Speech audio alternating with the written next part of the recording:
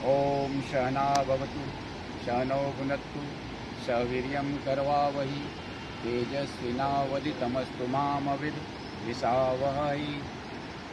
इस पावन भूमि ऋषिकेश से मैं आप सभी का स्वागत करता हूं। और अभी हम कुछ अध्याय 10 विभूति योग श्रीमद् भगवद गीता की बातें करेंगे। चूँकि ऋषिकेश भगवान श्री कृष्ण का नाम है, ऋषिकेश भगवान श्री कृष्ण की पावन भूमि भी है, इसलिए ये उचित बनता है कि उनके विभूति रूप का कुछ वर्णन किया जाए। और उसमें सिर्फ 2 या 3 चीज़ का वर्णन, माँ गंगा जो भगवान जी का विभूति रूप है, और हिमालय जो भगवान कृष्ण का विभूति रूप है। ये ऋषिकेश हम पहुंच गए हैं और ये जो नज़ारा आप देख रहे हैं ये ऋषिकेश में माँ गंगा में राफ्टिंग करते हुए लोगों का है। आप देख सकते हैं माँ गंगा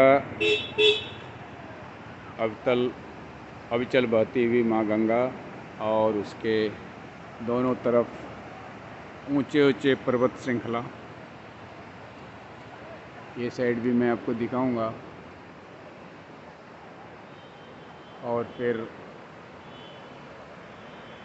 ये देखें, बिल्कुल निर्मल शुद्ध पवित्र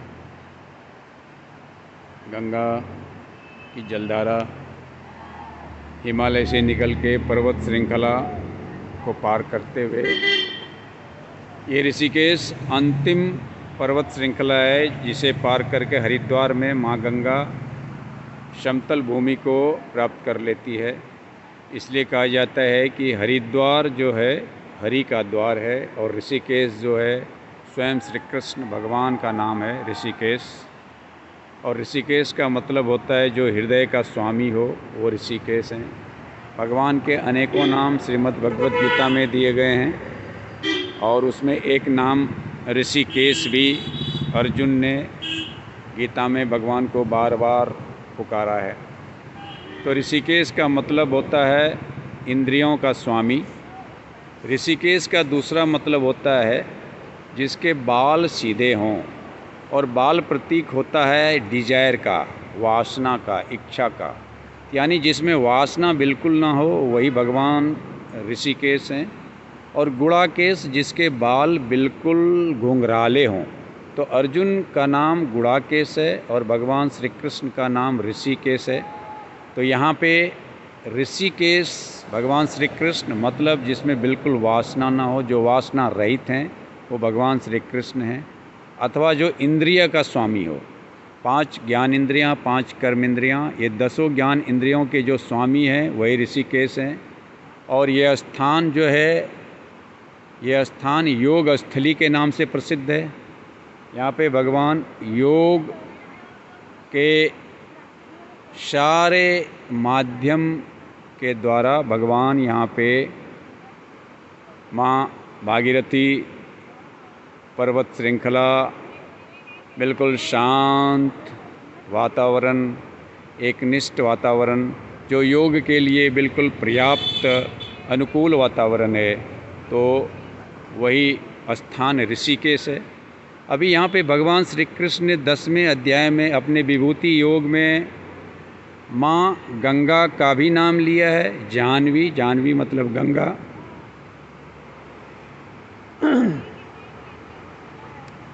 तो 10वें अध्याय में आप देखेंगे तो बहुत सारे विभूति का नाम भगवान जी ने लिया है, लेकिन मैं सिर्फ 2 चीज़ का नाम यहाँ पे बताऊँ।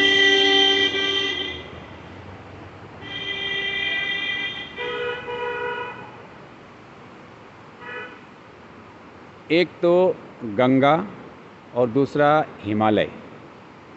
चूँकि ऋषिकेश में मैं खड़ा हूँ और ऋषिकेश से ये बात कर रहा हूँ, तो ऋषिकेश में ये 2 नाम को ही बताना उचित समझता हूँ।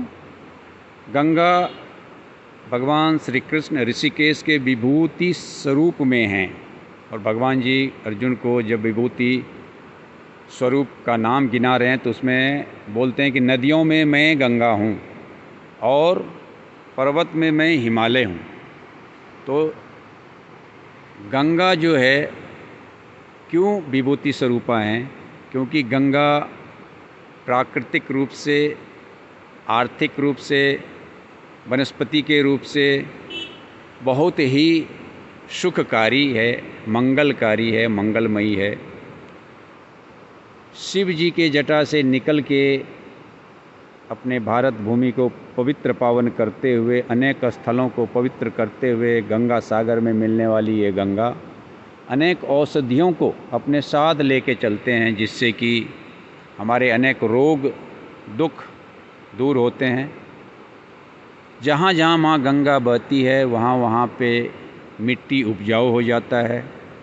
और गंगा का धार्मिक महत्व ये है कि शीतलता प्रदान करती है, यानी कि क्रोध, काम, लोभ, मद, मोद, मत्सर सभी को शांत करती है। इसलिए भगवान श्री कृष्ण कहते हैं कि नदियों में मैं गंगा हूँ। और फिर वो भगवान जी बोलते हैं कि पर्वतों में, स्थिरों में मैं हिमालय हूँ।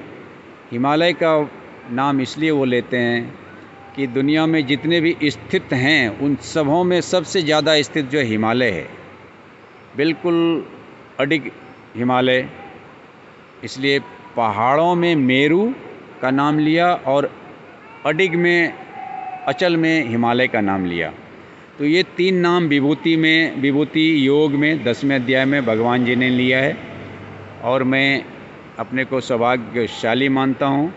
ये बात मैं उसी पावन गंगा के तट पे ऋषिकेश धाम में आज आप लोगों के सामने उद्धृत कर रहा हूँ। तो विभूति योग में 3 चीज़ें हैं, भूति, विभूति और अनुभूति। तो भूति मतलब ऑर्डिनरी, विभूति मतलब एक्स्ट्रा ऑर्डिनरी और अनुभूति मतलब एक्सपीरियंस। इसको उदाहरण के तौर पे समझें। पानी, भूत, एलिमेंट, जल, थल, पावक, गगन, समीर, 5 भूत हैं जिसमें जल भी है। तो जब तक वो जल है तब तक वो भूति है, लेकिन जब वो जल गंगा में मिल जाती है तो वो विभूति हो जाता है। और वही गंगा का जल जब शिव के मस्तक पे चढ़ाया जाता है, भगवान के चरणों में अर्पित किया जाता है, तो फिर जो प्राप्त हमें होता है वो अनुभूति होता है। इसे और सरलीकरण से समझें तो जब तक मिट्टी है वो भूति है, जब मिट्टी से दीपक बन गया तो वो विभूति हो गया। और जब वही दीपक किसी भगवान के चरणों में जलाया जाता है, किसी मंदिर में जलाया जाता है, और उस प्रकाश से जब भगवान का श्री मुख प्रभाव प्रकाशित हो जाता है, प्रकाशमान हो जाता है, तो फिर जो हमें प्राप्त होता है वो अनुभूति, उसे हम कहते हैं। जब तक मिठाई बन के किसी दुकान में है तब तक वो भूति है, लेकिन जब वही मिठाई प्रसाद बन के मंदिर में आ जाता है तो वो भगवान का विभूति हो जाता है। और जब वही प्रसाद भगवान के चरणों में उनके पूजा के बाद हम सभी को प्राप्त होता है, और जब हम उसे ग्रहण करते हैं और फिर जो हमें प्राप्त होता है उसे अनुभूति कहते हैं। तो विभूति योग में ये मूलतः 3 बात है, भूति, विभूति, अनुभूति, जिसे हम कुछ उदाहरण के द्वारा समझने का प्रयास किए अभी तक। और चूँकि मैं ऋषिकेश के इस पावन भूमि से ये बात कर रहा हूँ, इसलिए ये और मायने रखता है, क्योंकि जब तक मैं कुछ बातें करता था तब तक ये भूति था, लेकिन जब वो बात भगवान श्री कृष्ण के बारे में हो तो विभूति है। और जब वही बात ऋषिकेश के पावन धरा से भगवान श्री कृष्ण श्रीमद् भगवद गीता के बारे में कहा जाए तो जो हमें प्राप्त होता है उसे हम अनुभूति कहते हैं। तो ज़्यादा हम इस बात को लंबा नहीं करेंगे, फिर कभी मौका मिला तो हम इस पे बात करेंगे बहुत ही विशद के साथ। लेकिन संक्षिप्त में विभूति योग अध्याय 10 भगवान श्री कृष्ण ने अपने विभूति स्वरूप का जो वर्णन किया उसे संक्षेप में हमने श्री गंगा जी और हिमालय और पर्वत ये तीन के लिए बातें की। और विभूति योग में भूति विभूति अनुभूति ये तीन चीज़ जो है वो मेन है जिसके लिए हमने बात की। तो आए, चूँकि हमने श्रीमद् भगवद गीता की कुछ बातें की, इसलिए श्रीमद् भगवद गीता अध्याय 10 श्लोक नंबर 20 को हम याद करेंगे। अहम आत्मा गुणाकेश सर्वभूत आशय स्थितः अहम आदि मध्यम च सर्वभूतानाम अंत एव च। भगवान जी बोलते हैं कि मैं सभी जीव के हृदय में स्थित आत्मा हूँ। अहम आत्मा, मैं आत्मा, गुणाकेश है अर्जुन, मैं आत्मा हूँ, सभी जीव के आशय स्थित हृदय में स्थित हूँ। अहम आदि, मैं आदि हूँ, मध्यम च, और मैं बीच में हूँ, सब भूतानाम अंत एव च, और सभी जीवों के अंत में भी हूँ। तो सारे श्लोक में नहीं यहाँ पे बोल पाऊँगा चूँकि समय की अपनी मर्यादा है। तो सिर्फ ये 20वां श्लोक जो कि सबसे ज़्यादा इम्पोर्टेंट जिस्ट है श्रीमद् भगवद गीता अध्याय 10 का विभूति योग का, और जिसमें भगवान जी ने बोला कि मैं सभी जीव के हृदय में बसा हुआ आत्मा हूँ, जो आदि में भी हूँ, मध्य में भी हूँ और अंत में भी हूँ। तो इस तरह से भगवान जी ने अपने विभूति योग में अनेक विभूति का वर्णन किया, जिसमें 3 का मैंने कुछ उदाहरण के द्वारा विवरण किया। और बाकी जैसे मैं शंकर हूँ, मैं वृक्षों में पीपल हूँ, मैं गाय में हूँ, कामधेनु, मैं घोड़े में हूँ, विश्रवा, मैं हाथी में हूँ, ऐरावत, मैं मुनि में हूँ, कपिल, मैं धनुर्धारी में राम हूँ, मैं यदुवंशी में श्री कृष्ण हूँ, आदि आदि आदि। तो इसी बात के साथ मैं आज इस प्रसंग को समाप्त करूं और ऋषिकेश की इस पावन भूमि से आप सभी को बहुत बहुत नमन, वंदन और अभिनंदन।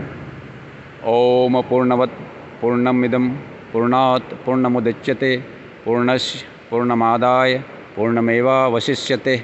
ओम शांति शांति शांति।